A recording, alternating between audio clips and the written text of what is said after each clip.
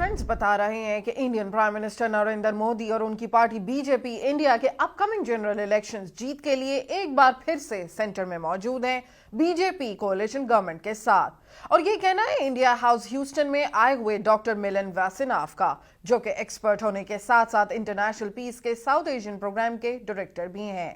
उन्हें India house Houston में invite किया फाउंडेशन फॉर इंडिया स्टडीज ने अपकमिंग इंडियन इलेक्शंस के लिए। आइए देखते हैं एनटीवी ह्यूस्टन के कॉरेस्पॉन्डेंट तनवीर अहमद खान की ये report.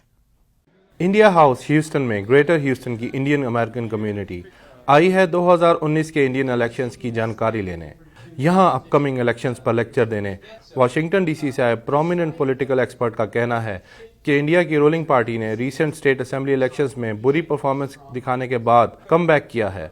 Given what happened in the state assembly elections in Rajasthan, Madhya Pradesh, Chhattisgarh, all which were won by the Congress, it looked like they had new kind of wind at their backs.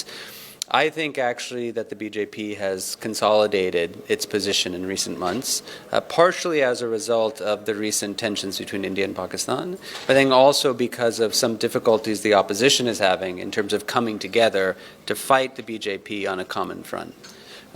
So I think if the election were held today, my own view is you would have to give the ruling party the advantage.